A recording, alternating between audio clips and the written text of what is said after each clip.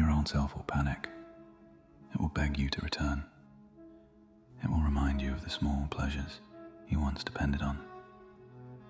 It will replay memories where comfort felt like happiness. It will tempt you with nostalgia, disguised as wisdom.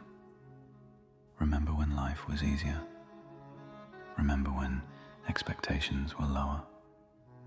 Remember when you didn't have to try so hard. Nostalgia is not memory. It's a weapon, a trap forged from your desire to avoid uncertainty. You're not longing for the past. You're trying to escape the responsibility of your future.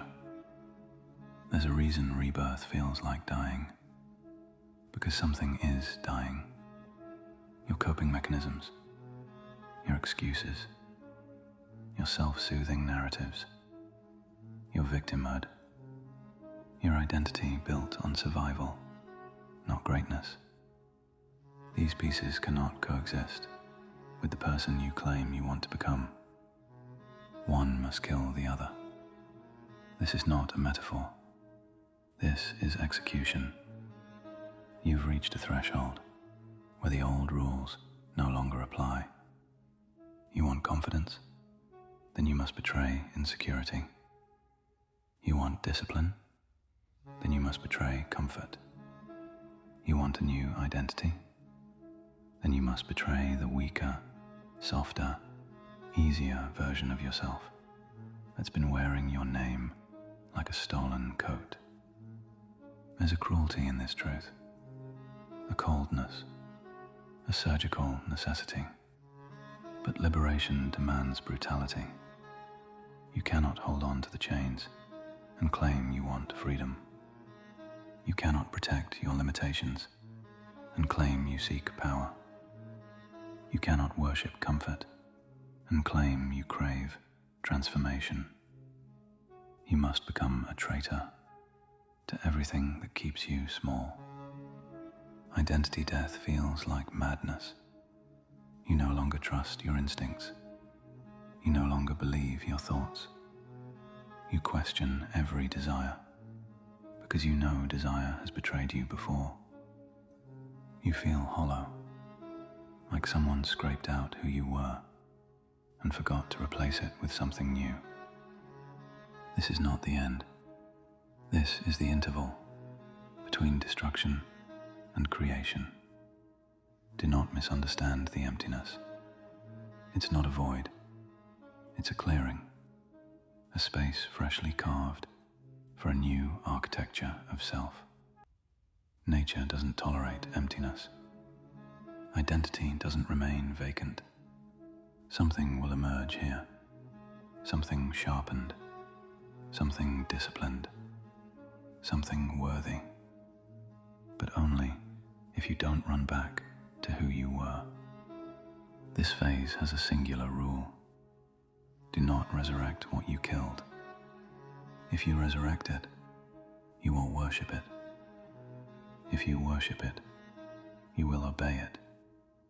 If you obey it, you will become it again. You will return to the person you promised you would bury, and that death would have been for nothing. You asked for transformation. This is the price. The grief, the confusion, the loss of the only self you ever knew how to be.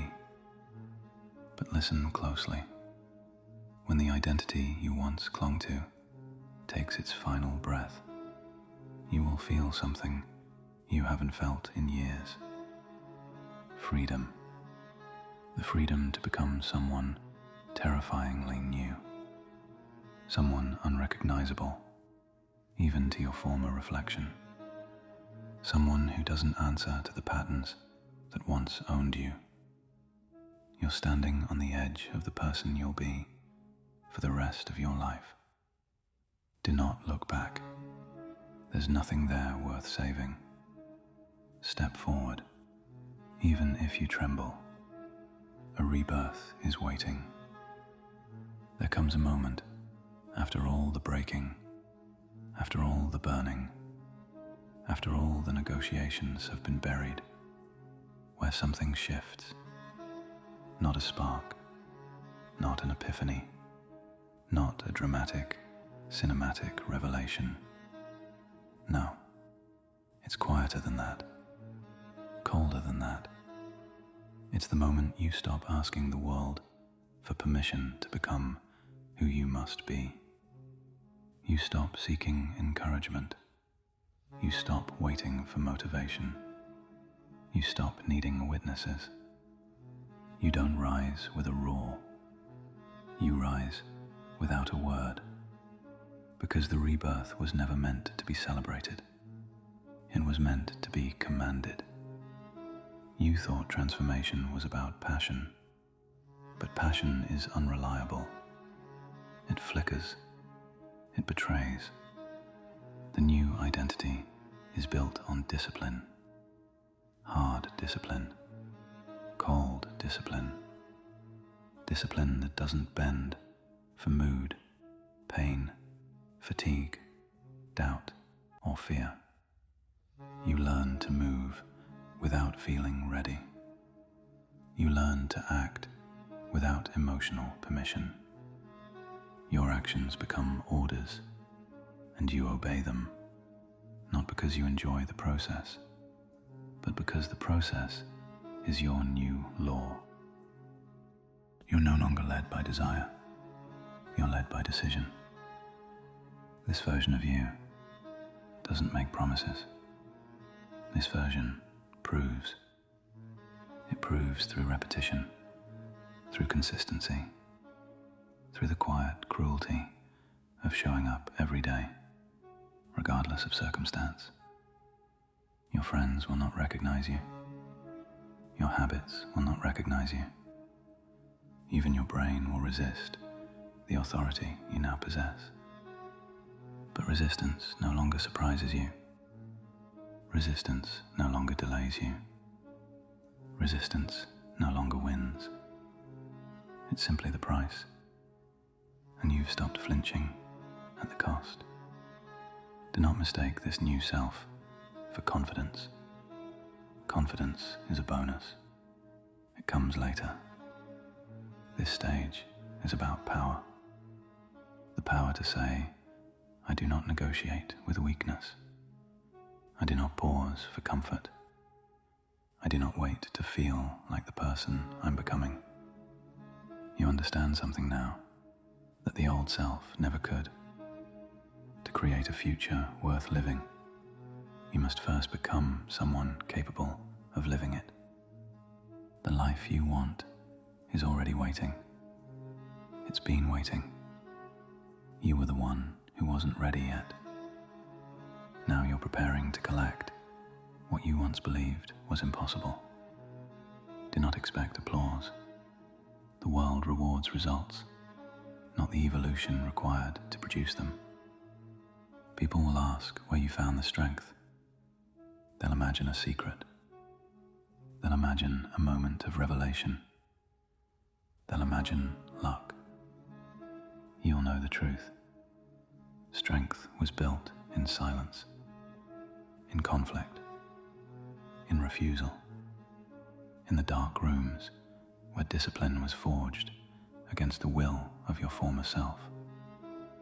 Greatness is not loud. Greatness is inevitable. There's no going back. There's no version of you that fits inside the coffin you dug for your old identity. Let the past rot. Let the weakness decay. Let the excuses die unburied. Forward is the only direction your life accepts now. You're no longer trying. You're no longer hoping. You're no longer promising. You're becoming. Not by dreaming, but by doing. Not by wishing, but by enforcing. Not by believing in yourself, but by obeying yourself. You're the one giving orders now. And the body, the mind, the fear, the doubt, they follow. This is the final truth. The world doesn't deserve the softer version of you. It doesn't need the apologetic version of you. It doesn't benefit from the self you watered down to keep others comfortable. It needs the version forged by pain, sharpened by sacrifice, and made undeniable through discipline. Become that version, the one that survived the death of every weaker self. Walk forward with a calm, merciless certainty. Claim the identity you killed to deserve. This is not a better version of you. This is the real one. Cold, clear, aligned with its purpose. And this time, you don't look away from the mirror. You hold its gaze, and the reflection bows first, by order of the Peaky Blinders.